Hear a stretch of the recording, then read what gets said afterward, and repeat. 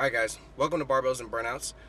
Today is going to be like a throwback video. Back during when I was in Huntsville, I did a video with Rocket City Rides and KR1 Imports. And they're the guys who really imported the videos.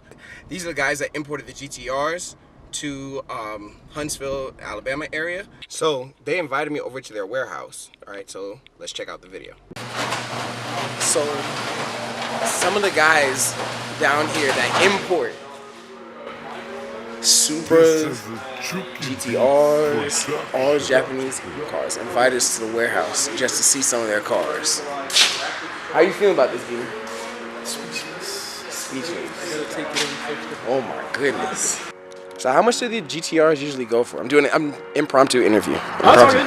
So it depends on the amount of rust and the mileage. Okay. Because a lot of these like sit in Japan for so long, they do develop rust, and they're obviously not driven. They're literally they usually just sit in like a big open field, pretty much. That's like fenced in. Okay. I have a few viewers who would not know what these cars are, and they're trying to just get into cars. So for them, I'm gonna ask the questions. What's the hype about the Nissan GTR Skyline? So the GTRs, the reason they're so popular in the US is because we never got them when they were originally made.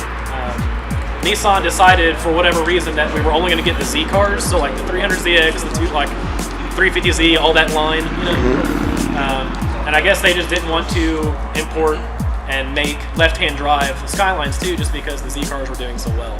They didn't want to compete with their own car. Yeah. But you know, these have a lot of following because of like, you know, old like Gran Turismo games, Initial D, all that stuff.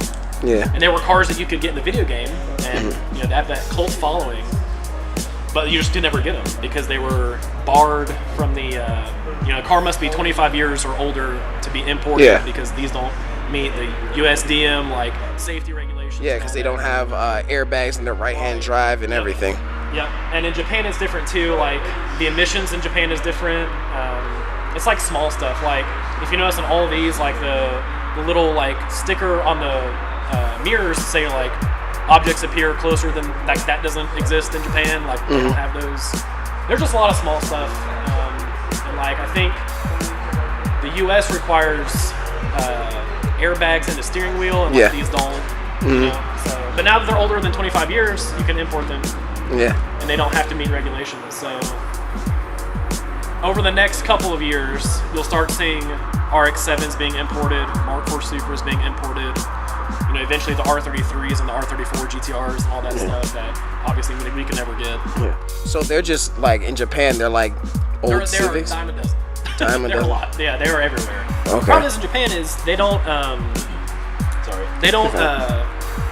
Because of the way they tax, like whatever car I guess you drive, they're really heavily taxed to drive as your daily driver because their emissions are so bad. And I think I read online that there are like laws in place that if you drive a car that's older than a certain year, you have to pay more to keep it on the road. I think that's your taxes go up every year. Yeah, your taxes go up, exactly. So like if you were to buy a 2017 car, your tax in 2018, 2019, 2020 would gradually increase. Right. And when the car gets so old, you can't afford to pay the taxes on it, so you end up having to sell it, and that's how they keep people in new cars and keep their cars, you know, in good condition. So that's when they start roads are clean, everybody is up to this whatever the modern safety level is, all that. Yep. Exactly. So it's expensive to have an old car over there as to where in the US, you know, it's really cheap. You pay no taxes on a 70-year-old car, you know, it's worth, you know, a little bit. So like, but I mean, GTRs, you can get them. I know he's gonna have several for sale in the $15,000 to $16,000 range, and he can have them all the way to 40 grand. It just depends on what, like what the condition is.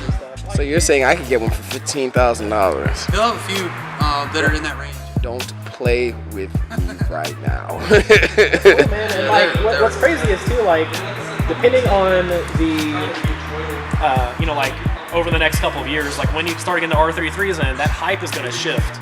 Yeah. So like right now, the R32s are the ones that you can import, right? Yeah. So when the R33s become legal, and even when the R34s become legal, all the old ones, the demand is not going to be as crazy. So you're going to start seeing those kind of fall in price because at auction in Japan, you can get them for a lot cheaper. Exactly. So, and a lot of these actually share parts with, you know, U.S. equivalent cars. Like I know some of the interior parts share with like the Nissan Sentra. They share with like a lot of like the 240 SX, all that kind of stuff. And I know Same with the 300. There's a lot of 300ZX parts that also share with the Sky. Yeah. So That's pretty crazy. in terms of price, parts, it's not, you know, it's not too crazy. Because I know a lot of people ask like, oh, well, if I buy a right-hand drive car, like, I'm gonna have to ship parts from Japan and it's gonna be so expensive. It's really not that bad. Yeah. The crazy part about it is everybody wants these cars because they're different. Yeah. They're right-hand drive. They're so different. You know, they don't have that stuff in the U.S. Well, they're different, and there's no U.S. equivalent. Exactly. Like if I import a right-hand drive RX-7, you know, you might see a left-hand drive RX-7 because they made them for a couple of years. But with these, it's like, only way to get one is to import it. That's it. You know, Right. Well, like I said, that's the crazy part about it is that everybody wants them because they're different, or you know, because they're right-hand drive. But what people don't realize is that they drive so well. Like with what I do and my business, I'm fortunate enough to be able to drive a lot of very nice and expensive cars. I've driven $200,000 plus cars. I've driven $500,000 plus cars. And the GTRs, the R32 GTRs, are probably one of the better cars I've ever driven. They're so very well balanced. You know, they're all-wheel drive, but they're predominantly rear-wheel drive. They only use the front wheels when they need it, so it's still got plenty of oversteer. You can throw the rear end around. Yeah. It's ridiculously fast. You know, for the year. I mean, we're talking 1990 and 91. Yeah, they used to dominate the track and everything. You know, 280 horse. I mean, Back then, even if you look up, that's a lot of power. yeah, even if you look up like, you know, just specs on like Wikipedia or something, you know, Yeah. like, oh yeah, they're from the factory, they're like 280 horsepower. That was They're back rated. when, yeah, the rating. They're not really. I mean, I know people that have bought a bone stock one, put it on a dyno, and they've made over 300 wheel.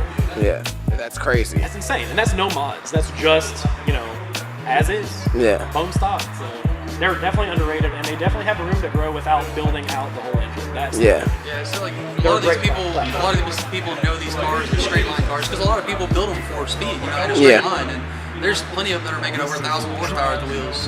You know, of course they're built, you know, heavily modified motors, but it's commonly unseen that, you know, these cars are great for road tracks, mountains. Like, dude, they're so well balanced. Like, it's insane how well they handle.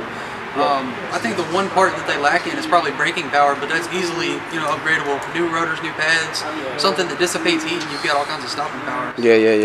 Dude, they're crazy cars. They're awesome. They're beautiful cars, like, man. even the GTSTs are like, Yeah. I mean, you can start finding GTSTs anywhere from 9 to like 14, depending on the condition. Dude, the GTS 4, And like, that is, they're fun. it's a GTR, except it has a GTST motor. That's the black one? Yep. Okay. Yeah, it's all-wheel It's drive. All-wheel drive, turbo, 5-speed. I mean, it's literally a GTR, except it's got a 2-liter turbo inline 6 versus a 2.6 inline 6 turbo. So, I mean, and that car right there is like 12 grand. I mean, you can. That's this car. Everybody, I'm gonna zoom in. This car right here, so you can see which one he's talking about. That one. Yeah, I mean, you're talking GTST price. You know, in that range for a GTS 4, all-wheel drive, turbo, 5-speed. Like, they're stupid fun, man. Yeah. Incredibly. The better part about that is like he offers financing on all of these cars, so it's really affordable for anybody and everybody. And we're talking financing through big institutions, you know, Redstone Federal. And, yeah, you're not going to pay like, you know, 7-8%. Right. I mean, you can get a 2.5%, you know, interest rate on something like this. So, these are beautiful, man. These are really beautiful. I never in my life would have thought I would. Well, never in my life thought I'd be doing this. Never thought I would come in contact with GTRs like this. It was just something you read about in magazines and stuff that you see. To actually have sat in one, those seats grab you like that. So those seats are actually out of the R34 GTR, which is, you know, of course not legal here. Yet, but so like that's the 98 to 2002. Yeah. So like the blue and grayish seat is actually a stock seat out of an R32 GTR. But, you know, even that seat's very aggressive compared to something else in a USDM car back in those years. So like they're very comfortable and still very aggressive the way they hold it. Yeah. Beautiful cars and beautiful seats, man.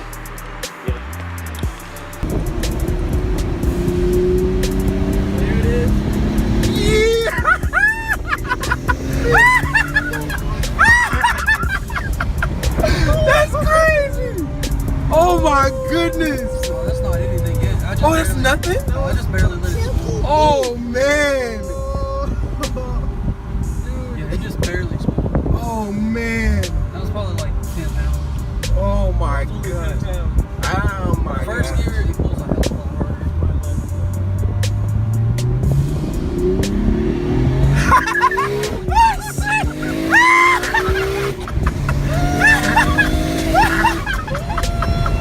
What?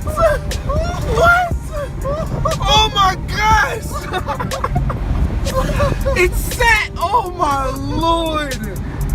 Oh man! Oh man! Oh man, that's crazy. So how do you feel after that pull, Gideon? I'm speechless. Oh my goodness. 70mm turbo. It literally pins you to the seat and yanks back, squats like amazing.